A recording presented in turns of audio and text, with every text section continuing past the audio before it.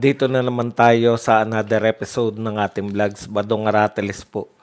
Pag-uusapan natin ngayon, ito po, no, si Eloy Burgis. Mukhang siya pa po ang unang makakasuhan kesa po dito sa mga magnanakaw, lalong-lalo na sa pinakamalaking pagnanakaw na naganap sa Pilipinas. Ito po yung pagnanakaw sa flood control projects. Ayan. Yan po, breaking news. Pinaiimbestigahan na po si Eloy Burgis at tatlong FB page. Yan, pag-usapan din po natin, ito po, si Saldi ko po, makakabalik ba kaagad sa Pilipinas? Ayon po kay John Vic Remulla, mukhang kayang-kaya naman at niresearch din po natin, madali naman pong mapapabalik, no, kung gusto ng gobyerno.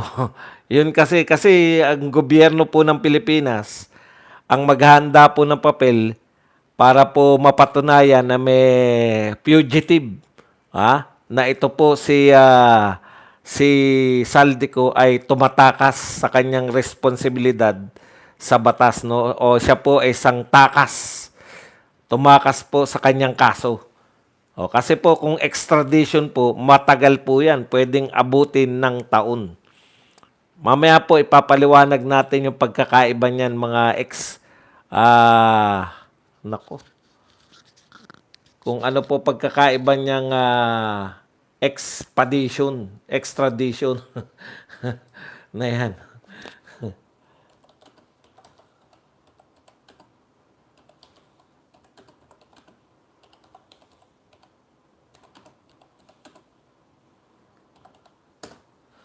Inano ko na tong kode ko, bigla nawala eh. Okay, pati po detalye kung bakit po naaresto ito pong si Saldico, no? Ano po ang nasa na po ngayon si Saldico? Okay.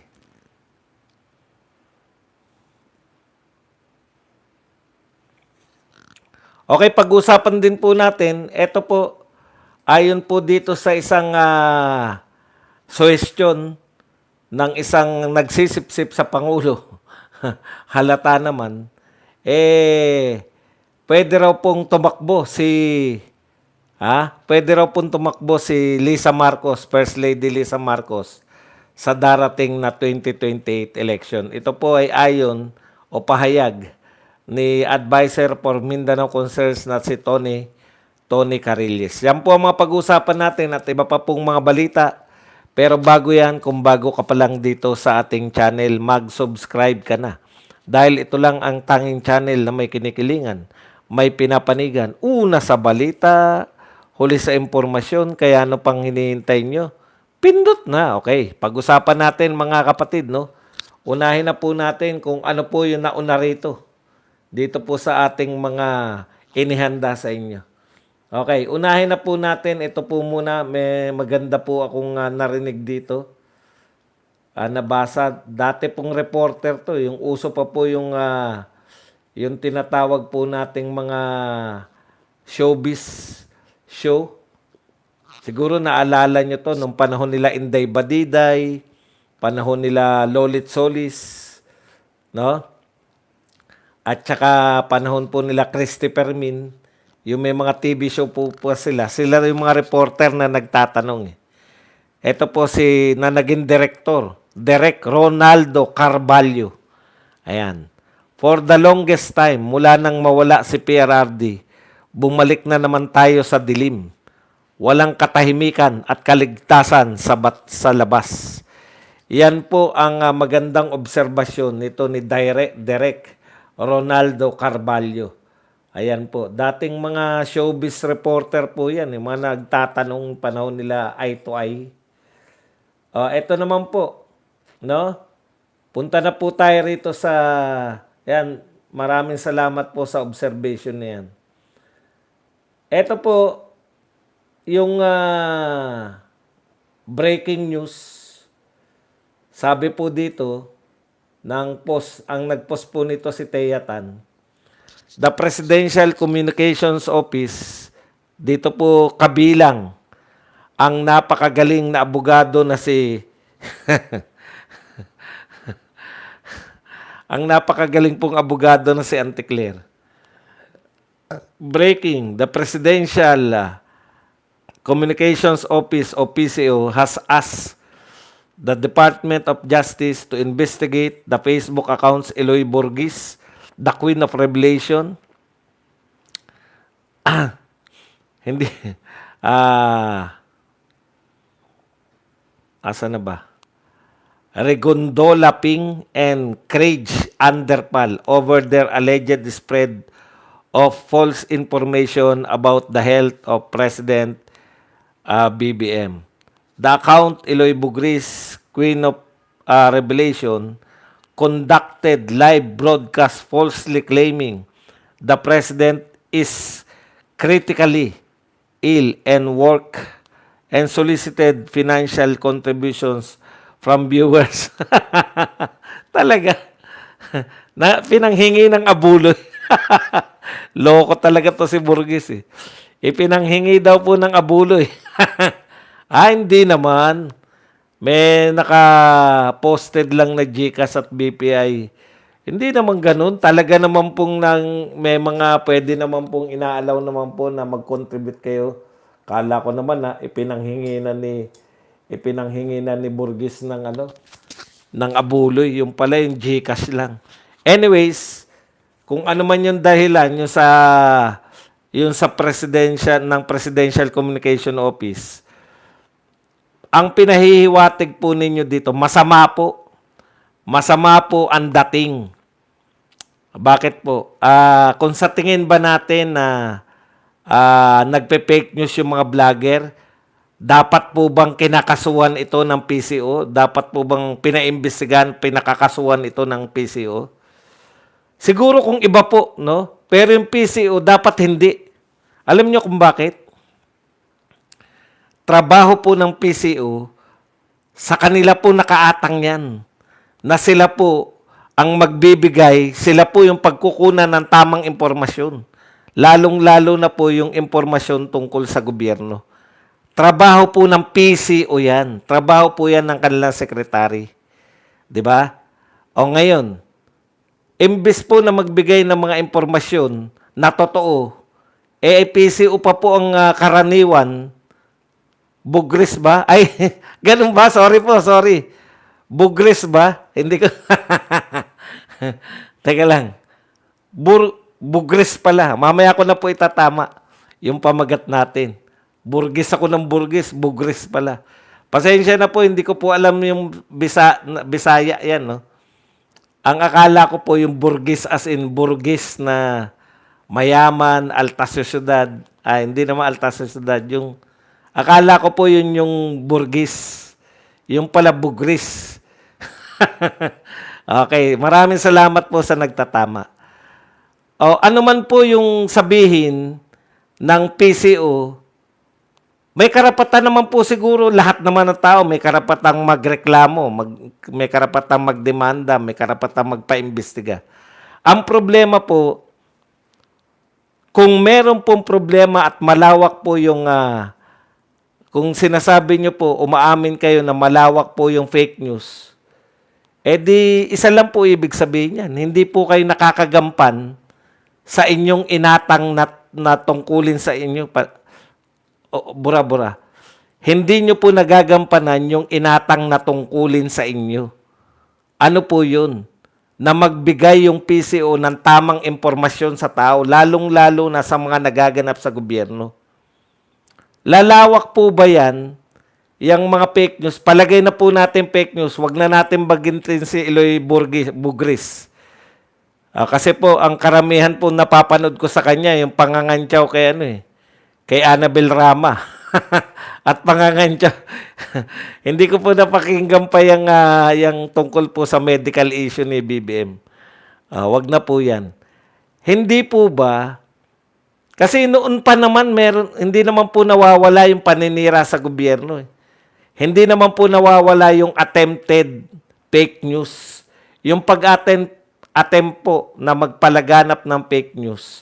Hindi po nawawala yan. Pero eto pong gobyerno na ito, mas concern pa po sa pagpapakulong mas concern pa po sa pagpapaimbestiga, eventually, mauwi po sa pagkakakulong, mas concern pa po silang ipakulong yung nagpapalaganap ng fake news kaysa magpalaganap ng totoong balita. Ang tanong, kaninong kasalanan kung laganap ang fake news? 'Di ba? Dalawa lang po yan. Hindi kayo nagbabalita ng tama, kaya lumalaganap yung fake news, or walang tiwala sa inyo ang mamamayang Pilipino. Okay.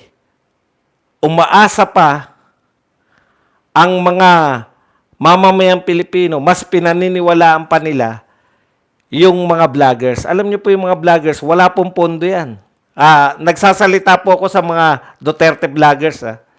Hindi po yan binibigyan ng pondo ng kahit na sino.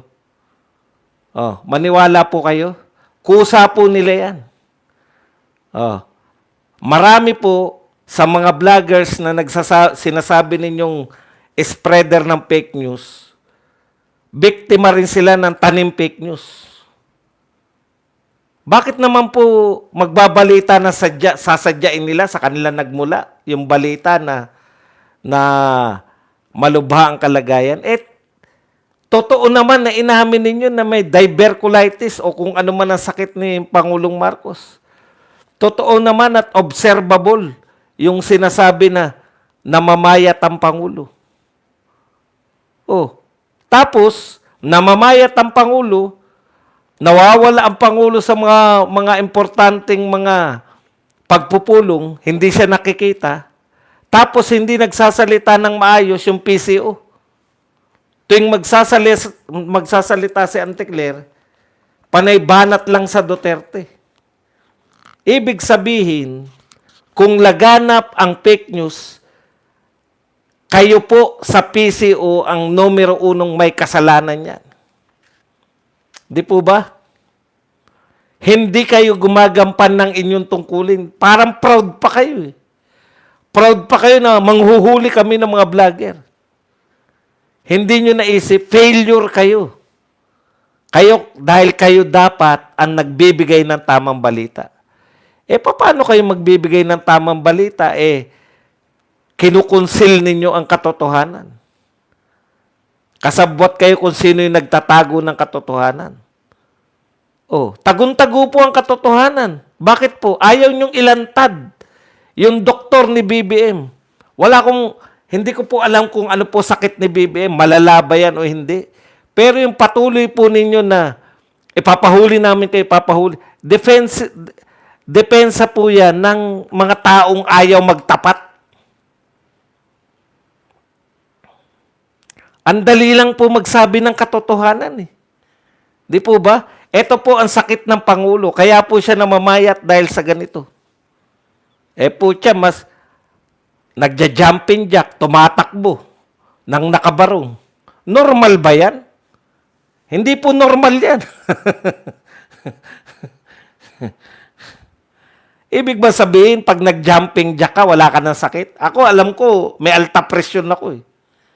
Pero kaya ko po makapag-jumping jack nang higit pa po kay BBM. Kaya ko po magbuhat din ng bigas nang higit pa po sa ilang kilong binubuhat ni BBM. Hindi po yan nakaka-assure. No? Ang point lang po dyan, kung patuloy po yung paglaganap ng fake news, kayo ang hindi nakakagampan. Parang ganito po yan. Pag malawak po masyado ang krimen, kanino pong kasalanan yan? Di ba? Kasalanan po yan yung kapulisan po, ibig sabihin, hindi nagtatrabaho. Kasi ang laganap ng krimen eh. Ganyan din po kayo. Mali po yung trabaho nyo. Imbis po na magpalaganap ng tamang balita, ang pinapalaganap po ninyo ay manakot. Nagpapalaganap kayo ng takot, tatakutin nyo mga vlogger. Hindi po matatakot yung mga vlogger. Mentras na kami ng mga vlogger po ay ginigipit nyo, lalong sumisikat. Hindi po ba? Noong panahon na dinidemanda nyo si Maharlika. Sikat si Maharlika. Panahon na dinidemanda ninyo sila Banat Bay, sikat na sikat. Lalo sumisikat ang vlogger, lalo pong, ito si Eloy Burgis. Ang kulang na lang kay Eloy Burgis, kaso, di ba? Sikat na si Eloy Burgis. Kaso na lang ang kulang niya. O ngayon, kakasuhan nyo. Pinaimbestigahan nyo para makasuhan. Di lalong sumikat yan. Iba po yung breed ng mga vlogger. Lalo na po ng mga political vlogger. Bukod po, hiramin ko po yung sinabi ni Baste Duterte. Bukod po sa kami po ay mayayabang. Makakapal din po ang pagmumukha. Ang pagkakaiba lang po, yung kabilang panig po, panayabang lang at panay kapal lang na muka. Kulang po ng laman sa pagitan ng dalawang tenga. Sa karamihan po, hindi ko po sinasabi lahat, baka meron din pong bugok na Duterte vloggers. Pero natitiyak ko po sa inyo, majority ng Duterte vloggers, tama po, may konting yabang, no? Kasi yan po, ang tawag dyan ni Miriam Defensor, yung yabang na yan, intellectual, nakalimutan ko. Lagi kong inuulit yun, nakalimutan ko na tuloy. Ayun, intellectual arrogance. May pagka-arrogante karamihan ng mga Duterte vloggers kasi matatalino eh. Di ba? Sa kabila po, arrogante lang, mayabang lang.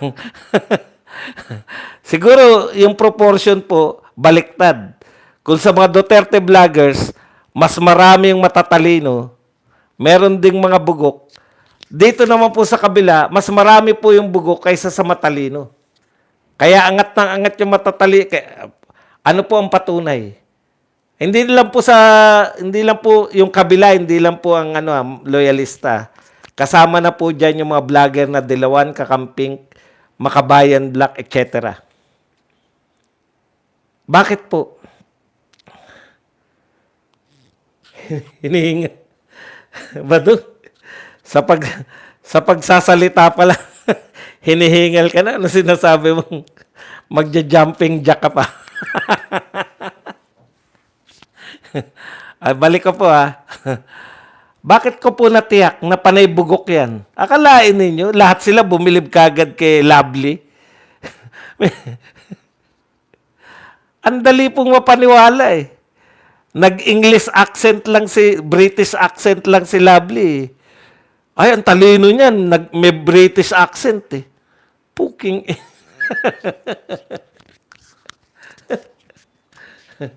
Nagsalita lang ng mga tatay nyo karton. Yun na yun, matalino na sila. Tatay daw natin karton, kaya matalino yung mga yan. Ang laki-laki ng pondo nyo, PCO. Hindi ba kayo nahihiya? Napakalaki ng pondo ninyo, pero, ang laki ng pondo ninyo, pero, hindi pa rin yung matalo yung fake news. Tapos magre-resort kayo saan? Saan kayo nagre-resort? Sa pagdedemanda sa mga vlogger? Palpak po yan. Paano? Yung tagapagsalita ng PCO, wala nang ginawa kundi Duterte may kasalanan. Duterte may kasalanan.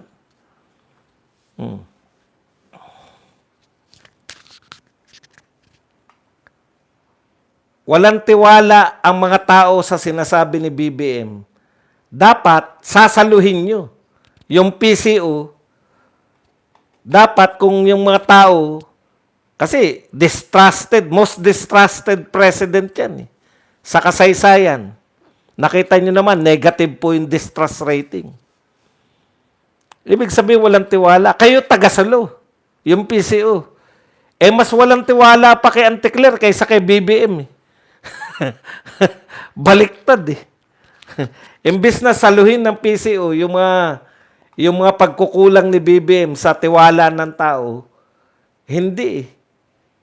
Mas walang tiwala yung mga tao kay Anticler kaysa kay BBM. Nagko-contest sila kung sino sa kanila ang mas lesser ang trust. Kaya, isa pa po, okay naman yan. Kung nagpe-fake news, di pwedeng idemanda. Pero, wala po kayong nadidemanda at wala po kayong napapakulong ng mga magnanakaw sa flood control. Ano ba pagkakaiba ba dong? Pareho naman sila nakagawa ng kasalanan. Malaki po pagkakaiba. Dito po, nasasaktan lang po yung mga inutil. Parang ganito po yan. Pag ako ba sinabihan, ang pangit mo ba dong? Ang bobo mo ba dong? Masasaktan ba ako? Hindi ako, tatawanan ko lang ang magsasabi sa akin na bobo ako. Di ba? Bakit ka maaasar? Nakukuha niyo po?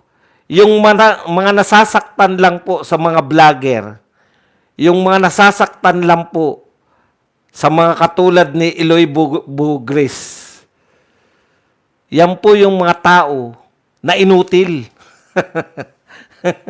Puta, masasaktan ka ba? Si Tatay Digong ba? Nasaktan dyan sa mga pinagsasabi ng mga yan? Hindi lang naman si BBM ang binabatikos, hindi lang naman si BBM ang pinipake news. Pero etong gobyerno lang to ang grabe mag-react.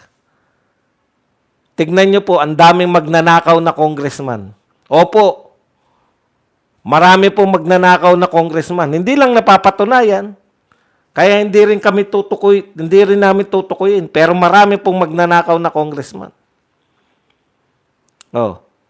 Sino po ang nasuspindi ng 2 beses? Yung umatake sa mga magnanakaw. Yung congressman na umatake sa mga magnanakaw, yun yung sinuspindi. Pero yung mga magnanakaw, puta, honorable ang tawag. Oh. Ito ang gobyerno natin. Pag ikaw ay nakahubad dahil naghahalo ka ng semento, titikitan ka. Hindi ka kasi disente. Nakahubad ka, akalain mo nakahubad ka, pawisan ka. Tapos naghalo ka ng semento, hindi ka disente. Pero ang mga magnanakaw, hiram ko lang to Sasabihin ko po sa inyo kung hiram ko lang o hindi. Nabasa ko lang to. Ang mga magnanakaw na congressman, ang tawag honorable. Putang ina, kapitapitagan. Kagalang-galangan, kapitapitagan na mga honorable. Mga magnanakaw. Pero yung mga nakahubad at pawisan dahil sila po ay naghahanap buhay o nagre-repair ng bahay. Yan po ay mga hindi disente. Ganyan ang gobyerno natin. Titikitan ka dahil bastos ang nakahubad. Okay. Punta na po tayo rito sa laban lang Eloy Bugris. Alam niyo po, isa pa po. So, ang ibig sabihin, kung pareho po yan na kaso, yung isa po, ang nasasaktan lang, yung tinitira. Ilang tao lang. Di ba? Yung mga vlogger, ang nasasaktan lang naman sa sinasabi ng vlogger, yung apektado Pero po yung mga magnanakaw ng flood control, napakarami nyo ng pinatay sa baha. Kung hindi nyo ninakaw yung mga pera na yan, talagang inilaan nyo sa anti-flood control project. Ang dami po namatay sa baha dahil sa kagagawan ninyo. Pero walang kulong. Wala ngang investigasyon. Di ba, Lacson? Tinigil mo na yung investigasyon totally. Kung investigasyon pa lang, ayaw ng investigahan, paano pa makukulong yung mga yan? Ayaw ngang investigahan. Makikita po dyan, ano po ang mas mahalaga sa tao sa gobyerno. Parang ang pinalalabas, okay lang maging magnanakaw ka ng daan-daang bilyon nakawin mo. Huwag mo lang sisiraan yung gobyerno. Yun po yun Mga magnanakaw, laya, mga magnanakaw, walang kaso, mga magnanakaw ni hindi iniimbestigahan. Kailan yung nabalitaan na nag-imbestiga ng mga congressman? Pero, yung mga pinaghinalaan na nagpapalaganap ng fake news, may investigasyon na, may nakahanda na, may pagbabanta pa. Nakakasuhan, hindi papalagpasin. Akala mo, ang laki ng krimen eh. Hindi ko po sinasabi na bawal nyong kasuhan yung mga nagpe-fake news. Ang sinasabi ko, okay lang nakasuhan yan kung inuunan yung kasuhan yung mga malalaking tao, malalaki yung perwisyo. Hindi po pantay yan. Yung isa po makukulong lang o magmumulta lang. Yung isa po, pag napatunayan, habang buhay na pagkabilanggo, reklusyon perpetua. Ang layo naman nun. Di ba? Mas importante sa kanila yung kanilang puri. Sinisiraan nyo kami, kaya ipapakulong namin kayo. Parang ang sinasabi ng gobyerno, magnakaw na kayo ng daan-daang bilyon, wag nyo lang kami siraan. Okay. Ito po, araw-araw si Ping Lacson nasa balita. Blue Ribbon Report still awaits member signature. Sponsorship in plenary. Hearing suspended. Ano po kinalaman ng hearing dyan sa pagpirma? Ping Lacson, nagmamakaawa kang pirmahan yung ano mo? Yung iyong, anong tawag dyan? Committee report? Dalawa lang yan. Kung ayaw pumirma ng mga senador, ibig sabihin lang yan, ayaw nila ng sinulat mo sa report. Ayaw nila yung laman ng report. Ikalawa, kung ayaw nila ng laman ng report, ikalawa pala, hindi ka na nila sinusuportahan. Ayaw pumirma eh. Sino lang pumirma sa kanya? Yan, yung mga sutil na Risa Ontiveros, Kiko Pangilinan, automatic yan eh. Risa, Kiko, at saka to si Bam Aquino.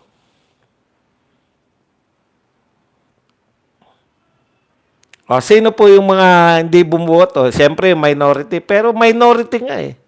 Yung majority ang ayaw bumoto. Ngayon, Lacson, kung ganyan ang sitwasyon, dapat mag-resign ka na as chairman ng BRC. Hindi ka na sinusuportahan. Makahalata ka.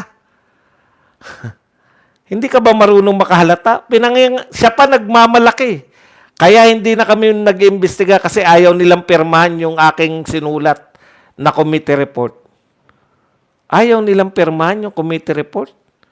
Isa lang ibig sabihin niya, pinamumukha nila sa iyo na ayaw nila yung ginawa mo at saka pinamumukha nila sa iyo na ayaw ka na namin bilang BRC chairman. Makahalata ka.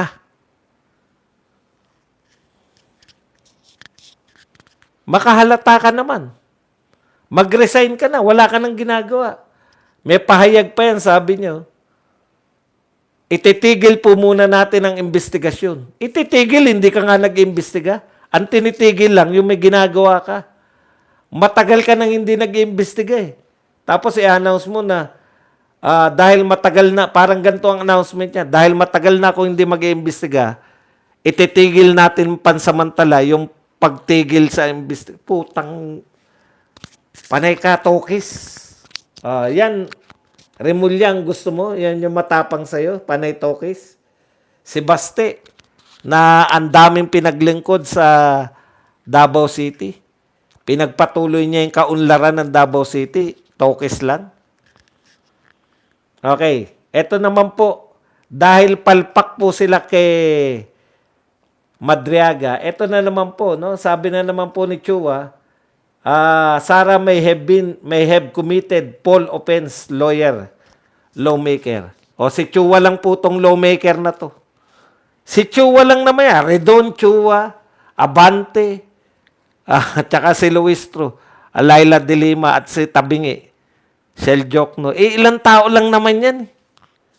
Yung iba, putang na, nagmumukha kaming tanga rito. Yung star witness pala namin sinungaling. Okay. Mayroon daw pong kinumit na poll offense. Alam niyo po, Kinumit daw niya yan noong 2022 election.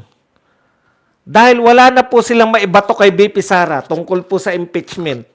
Ang impeachment po, yan po ay kinaso ninyo sa mga nagawang kasalanan ni BP Sara nung siya ay Vice President. Tanong, nung siya ba ay tumatakbo bilang Vice President na siya? Oh. Bakit ngayon nyo po isasabay? Ang dami nyo na nga pong wala na nga kayong maituro na ano talaga yung kasalanan ni BP Sara. Isasabay nyo pa yan?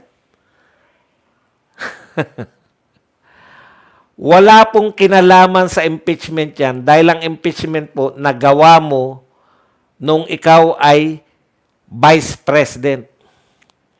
Ngayon, papatlutangin nila. Si Vice President tumanggap ng ang dami pong kaso ng mga tumanggap, di ba? Si Chess Escudero, yan yung kaso ngayon, dinismiss.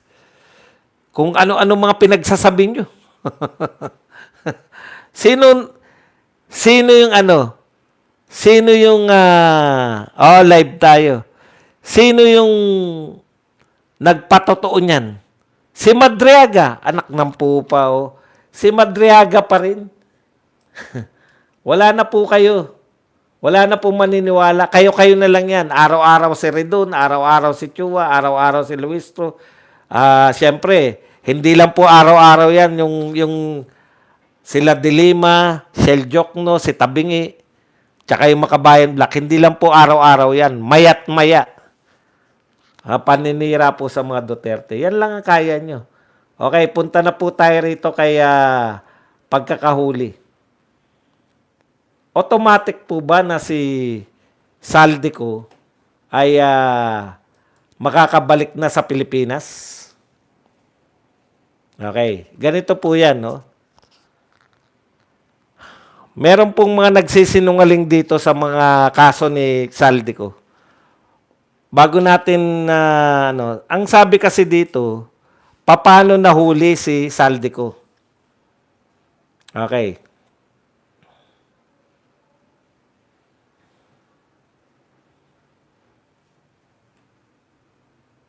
Si Saldico po ngayon ay hawak po, nasa custody po ng Czech Republic. Yan. Bakit po siya inaresto? Okay. Hindi po siya inaresto dahil po sa mga kanyang kaso sa Pilipinas. Hindi po siya, teka lang po, wag niyo pong unahan yung sinasabi ko. Hindi po siya inaresto dahil yung mga sinasabi natin na wanted siya sa Pilipinas. Hindi po siya inaresto dahil sa mga red notice, sa mga Interpol. Hindi po doon naaresto. Okay. Iisa-isahin po natin yan. Si Saldico po ay naaresto dahil, ito po yung reason of arrest. He was detained for crossing into the Czech Republic without proper documentation after being denied entry at the German border. Okay. So, wala po siyang proper documentation. Bakit po siya walang proper documentation? Hindi po dahil siya ay, kasi baka ipagmalaki po ng gobyerno through Interpol kasi nagpadala tayo ng mga notice, etc. Hindi po. Siya po ay nahuli ng German authority na, wala kang proper, papeles para maglakbay sa Germany. So, hinarang po siya. 'Di ba? Nasa Czech Republic po siya ngayon. Ngayon, ang tanong, so, kung wala po siyang proper document, ibig sabihin, nagta-travel po siya ng walang passport? Bakit po siya walang passport? Ayan isa-isayin natin Yung Philippine passport, tinanggalan na po siya ng Philippine passport. Mas madali po yan kasi illegal na yung entry niya pag wala siyang passport, di ba? Palusutin na lang hindi nakalusot. Okay. So sa madaling salita, dahil wala siyang pasaporte o kung ano man yung papeles na sinasabi, malamang pasaporte. Eh kahapon, habang binabalita ko to, merong mga taga-Europe na ano natin, na may mga taga-Europe po na nag-comment. Akala ba namin pinagmamalaki ninyo, sinasabi ninyo na kaya tayo nahihirapan kay Saldico? Ito po ang sabi nila noon no, kay Saldico. Dahil meron siyang Portuguese passport at meron siyang golden visa. Ngayon, kung may Portuguese passport po siya, kaya tayo daw nahihirapan kunin si Saldico noon dahil protektado siya ng Portugal at ang Portugal po, wala tayong extradition treaty. Di ba? Yan yung katwiran nila. Katwiran nila yan. Meron pang tinatawag na golden passport. So kung may passport ka po ng Portugal, kinikilala ka po ng Germany, kasi European Union. Pakitama lang po ako sa mga nakakaalam. Parang ganito yung pagkaunawa ko. Eh di protektado ka ng European Union, pwede kang magbiyahe-biyahe kung totoong mayroon kang passport. Golden visa. Di ba? Kasi may golden visa ka eh. Pwede kang umikot sa mga European Union members dahil sa yung golden visa na inisyu ng Portugal government. Asa na yun ngayon? Bakit sinasabi na wala siyang dokumento? Yun ba ay katwiran lang natin? Kaya hindi natin siya mahuli. Kung hindi natin siya mahuli-huli, para may katwiran tayo na siya ay hindi nahuli dahil may Portugal passport? Bakit po walang pinag-uusapan dito sa pagkakahuli sa kanya na may Portugal passport siya? Di ba? Ang daming question, no? Totoo ba na may Portuguese passport siya? Bakit siya hinarang? Kung meron naman siyang Portuguese passport. At nakadetain ngayon. Okay. Ngayon, doon na tayo sa question. So, yan yung unang question ko no? Kung meron siyang Portuguese passport, bakit hindi siya makakaikot? Ikalawa, eto po, kung totoo po yung sinasabi na siya ay nahuli, dahil po dito sa wala siyang proper document, madali lang po siyang madedeport. Deportation lang kagad. Kasi, di ba? Wala ka palang, sino yung nag-issue sa'yo ng passport? Wala ka palang karapatang maglakbay rito sa Europe. So, pwede kang ibalik. Pwede kang ibalik na kagad dito sa Pilipinas. Kung ang Pilipinas po ay dalawa po yan sa extradition, mas matagal po yun. Ano ba yung isa?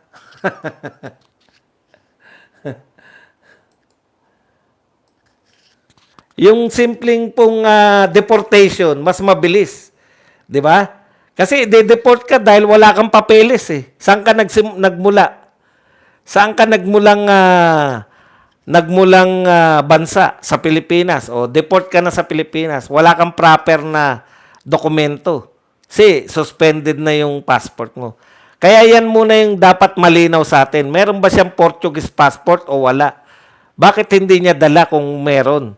Magpapalusot lang ba siya? Yung nagsabi lang naman po na may Portuguese passport siya, yung Pilipinas, yung gobyerno ng Pilipinas. Okay. So ngayon, maiuwi ba siya ng Pilipinas? Depende po sa mga hakbang na gagawin ng DFA. Kasi po, alang nga namang magtagal siya ron, wala lang siyang dokumento. Nakukuha nyo? Wala naman siyang kaso eh. Alang nga namang i-hold siya. Wala lang siya. Kung tama tong sinasabi, pakicorrect nyo lang po ako, i-deport lang po siya. Okay. Kung may passport naman po siya, na citizen po siya sa ibang bansa, bakit po siya ibabalik dito sa Pilipinas? Eh kung ibalik po siya, kung lang kung may passport po siya, ay kung Portuguese citizen po siya, kung ibalik sa Portugal. Kaya po dapat dito, no? Dapat po dito sa DFA natin, mabilis po yung pagkilos. Kasi pag hindi po nila binilisan yan, ngayon, mas matagal po kasi. Pag ginamit po natin yung extradition treaty sa Czech Republic, meron kasi tayong extradition treaty dyan, mas matagal pong proseso yan. Ito po yung question natin dyan. Kaya nga mas mabilis pag yung deport lang eh.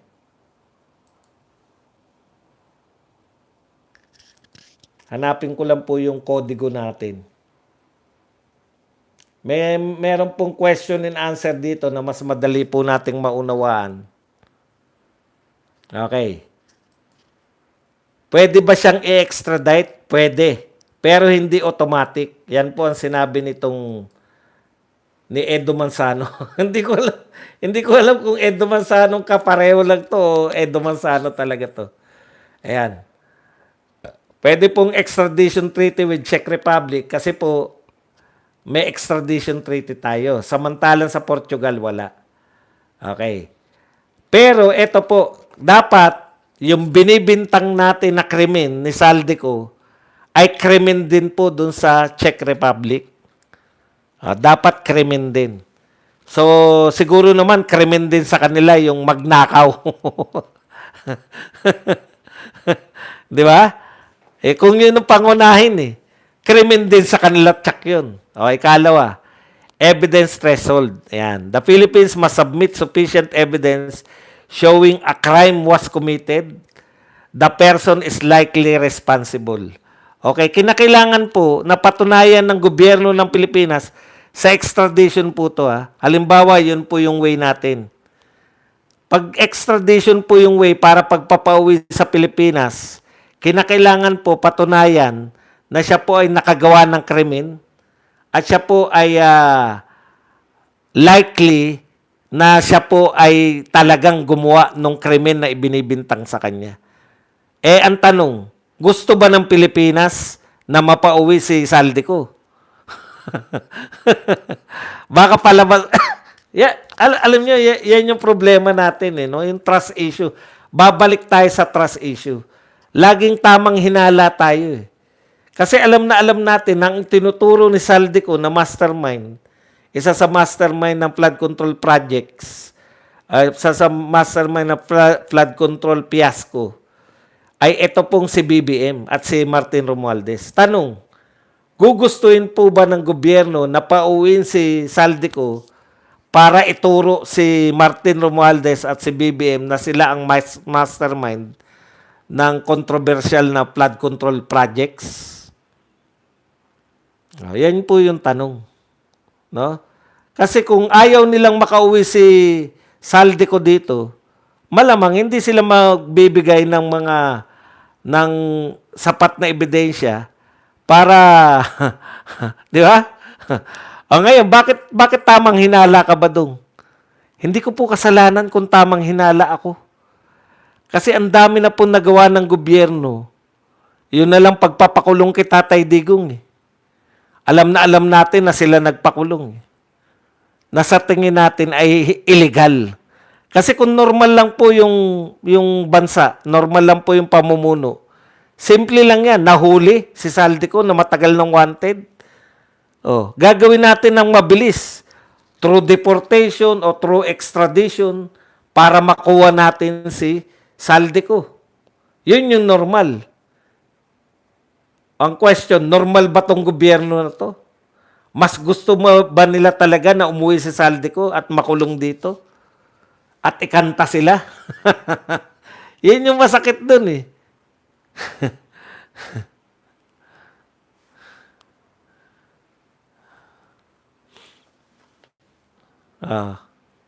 Yan po. Kaya aabangan po natin yan.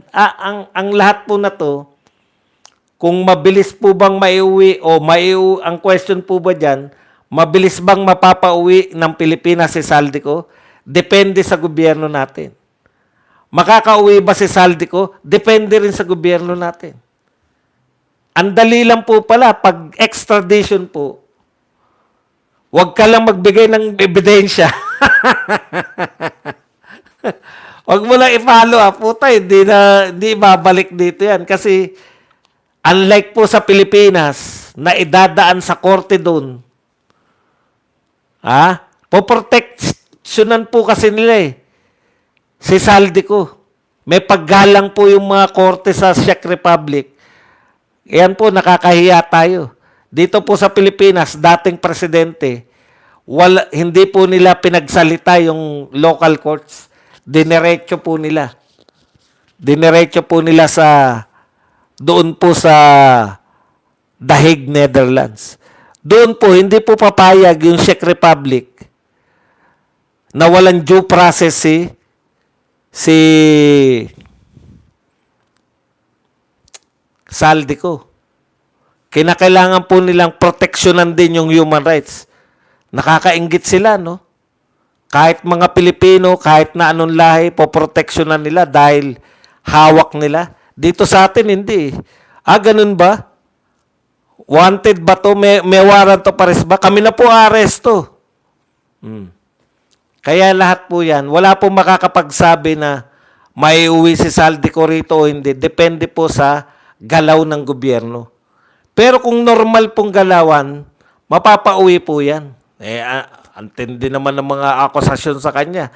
Ang dami pong witness laban kay Saldico. Tanong, gusto ba nila? Kung hindi mo gusto, sabi nga, kung gusto, may paraan. Kung hindi mo gusto, may paraan din. Huwag na natin baguhin. Ganon din yun. Okay. Ngayon, punta na po tayo rito kay Lisa Marcos.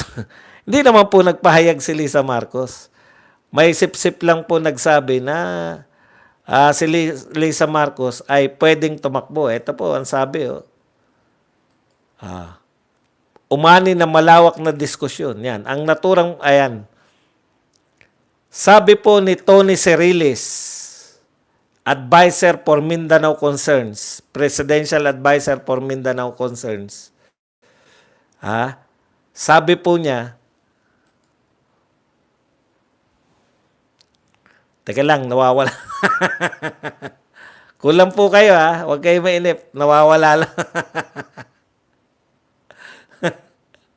Nawawala lang po. Oy, dinalaw ni Katie si Tatay Digong At sabi po ni Katie, pinakukumusta raw ni Tatay Digong yung mga girlfriend niya. Ang tulis mo talaga, Tatay Digong. Nasa oblo ka na, mga girlfriend. Alam mo mga anak ni PRRD? Tanggap na rin.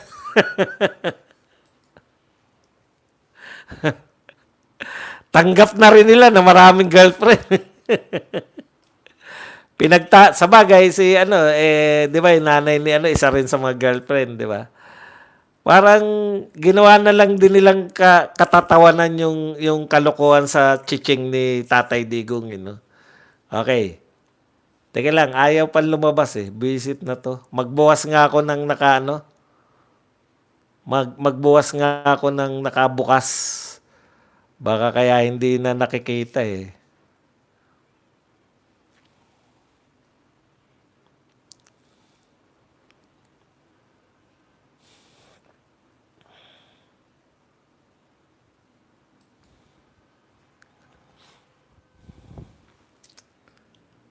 Tumigil na yata ako. Okay pa ba tayo dyan? Comment nga kayo ng 1 kung okay pa tayo. Mukhang hindi ko na nakikita yung sarili ko na gumagalaw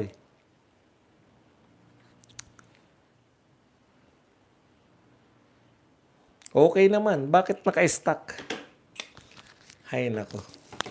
Yung kodigo ko hindi ko makita. Saglit Dito na lang ako mag-agilap ng kodigo.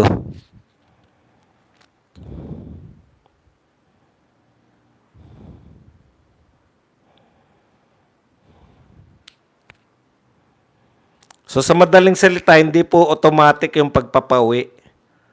Dito po tayo sa Ayon po rito, eto, basahin natin.